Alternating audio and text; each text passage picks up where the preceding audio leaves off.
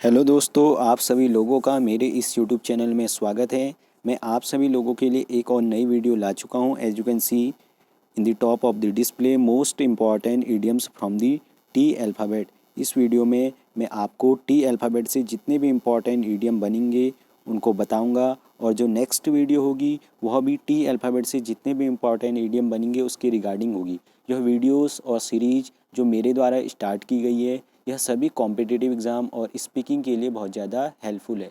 These all videos are very helpful for those guys who are preparing for competitive exam, also those guys who want to speak English. They can also use these type of idioms for making their speaking modern or perfect. Now we can start the video. As you can see, first idiom, first one is throw thick and thin. Through thick and thin का मतलब क्या है? दुख और सुख में। क्या मतलब है? दुख सुख में। मैं हमेशा क्यों कहते रहता हूँ कि यह इडियम्स इन इडियम्स का यूज करके हम अपनी स्पीकिंग स्किल को इम्प्रूव कर सकते हैं, और we can also make our speaking modern और perfect by using these type of idioms. क्योंकि आप खुद देख सकते हैं थ्रो थिक एंड थिन का मतलब क्या है? दुख और सुख में। यदि हम दुख और सुख के लिए कोई पर्टिकुलर वर्ड नहीं जानते तो हम इस इडियम का यूज अपनी स्पीकिंग स्किल में कर सकते हैं। Now you can see example of this idiom so that you can understand what is the actual meaning of this idiom. A true friend stands by his friend through thick and thin. A true friend stands by his friend through thick and thin. इस sentences में दो idioms का प्रयोग किया गया है। पहला है stand by and second one है थ्रो थिक एंड थिन। एक सच्चा दोस्त, स्टैंड बाई का मतलब होता है साथ देना या खड़ा होना। क्या मतलब है? साथ देना या खड़ा होना। स्टैंड बाई का मतलब होता है साथ देना या खड़ा होना। A true friend stand by his friend through thick and thin. एक सच्चा दोस्त अपने दोस्त का साथ हमेशा उसके दुख और सुख में देता है। और यू कैन से एक सच्चा दोस्त उसके दुख और सुख में, एक सच्चा दोस्त उसके दोस्त के अपने दोस्त के दुख और सुख में हमेशा साथ होता है या हमेशा साथ खड़ा रहता है। एक सच्चा दोस्त अपने दोस्त के सुख और दुख में हमेशा साथ देता है या हमेशा खड़ा होता है या रहता है। A true friend stand by his friend through thick and thin. Okay, now you can see second idioms. Second one is through coloured glasses. Through coloured glasses, इस इडियम का मतलब है रंगीन चश्मा लगाकर। क्या मतलब है? रंगीन चश्मा लगाकर मीन्स आँखों के आगे अगर हम पर्दा लगा देंगे तो हमें सच्चाई नहीं दिखाई देगी। मीन्स जो एक्चुअल में टेक प्लेस होगा या घटित होगा हम उसको नहीं देख पाएंगे। थ्रो कलर्ड ग्लासेस का मतलब है रंगीन चश्मा लगाकर, और यू कैन सी आँखों के सामने कुछ ऐसी चीज़ें रख देना जिससे हमें जो चीज़ हो रही है उसके बारे में कुछ भी जानकारी पता ना चले। Okay, now you can see example of this idiom. Truth is never seen through coloured glasses. Truth is never seen through coloured glasses. Truth मतलब जो सच्चाई है वह कभी भी नहीं दिखाई देती है। कब? जब हम रंगीन चश्मा लगाते हैं। सच्चाई को कभी भी रंगीन चश्मा लगाकर नहीं देखा जाता है। Truth is never seen. सच्चाई कभी भी रंगीन चश्मा लगाकर नहीं दिखाई देती है। सच्चाई कभी भी रंगीन चश्मा लगाकर नहीं दिखाई देती है।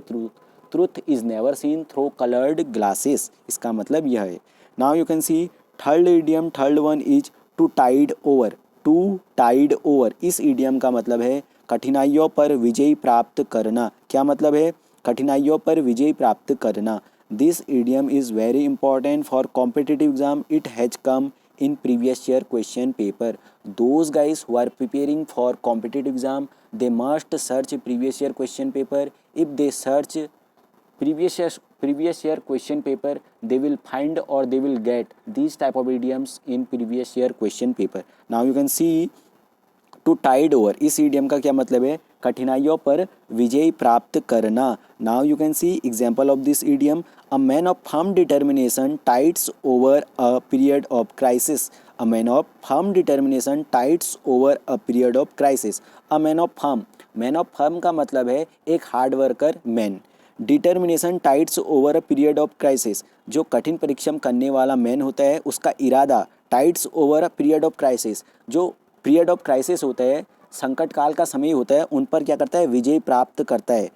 पीरियड ऑफ क्राइसिस क्या हो गया, कठिनाइयाँ हो गई, means to get a success in front of the difficulties, to get success in front of the difficulties, कठिनाइयों पर क्या कर रहे हो आप, विजय प्राप्त कर रहे हो। Okay, now you can see fourth idioms, fourth one is to turn the tide. To turn the tide का मतलब है हवा का रुख बदल देना। हवा का रुख बदलने से मतलब क्या है, सिचुएशन को चेंज कर देना। To change the situation, to change the situation, जो आपका कुछ होने वाला है उसको परिवर्तित कर देना। इसका कहने का सीधा सा मतलब है जो आपके सामने स्थिति है, स्थिति को परिवर्तित कर देना, कुछ ऐसा करके स्थिति को परिवर्तित कर दिया। It means to turn the tide कर दिया। Okay, this idiom is also important for competitive exam, it has also come in previous year question paper.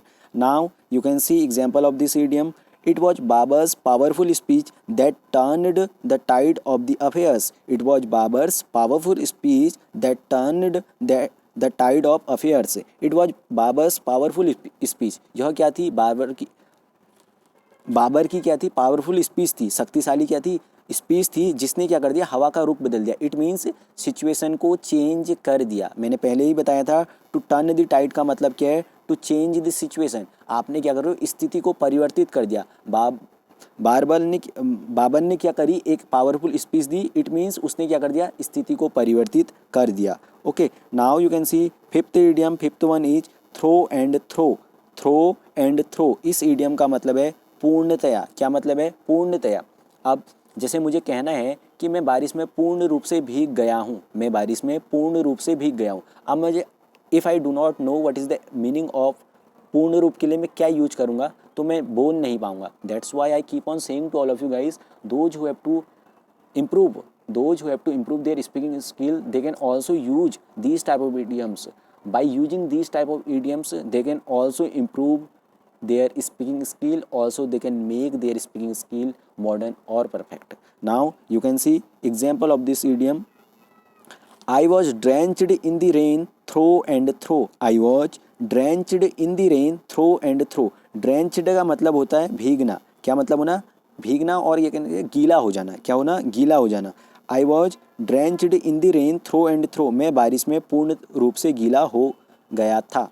हुआ था या हो गया था, हुआ था। ओके, मैं बारिश में पूर्ण रूप से गीला हुआ था। Okay, if you have to say मैं बारिश में पूर्ण रूप से भीग गया हूँ, I have drenched in the rain through and through. I have drenched in the rain through and through, मैं बारिश में पूर्ण रूप से गीला हो गया हूँ। Okay, now you can see six idiom, six one is to and fro.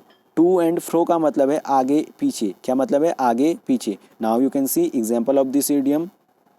The flower plants were moving to and fro in the gentle breeze. The flower plants were moving to and fro in the gentle breeze. The flower plants, जो flower के plants हैं, were moving, आगे पीछे move कर रहे थे। Okay, in the gentle breeze. Now you can see last one is time and tide. This idiom is also important for competitive exam. It has also come in previous year question paper. Time and tide का मतलब है समय का चक्र। क्या मतलब है, समय का चक्र। Okay, now you can see example of this idiom. Time and tide wait for none. Time and tide wait for none, जो समय का चक्र है वो किसी के लिए वेट नहीं करता है, वह चलता रहेगा, चाहे कुछ भी हो जाए, चाहे कुछ भी घटित हो जाए, वह चलता रहेगा, वह कभी भी स्टॉप नहीं होगा। Those guys who are watching my videos, if they like my videos, please subscribe my channel and press the bell icon for getting notification of my videos, for getting notification of my videos early, and thanks for watching my videos.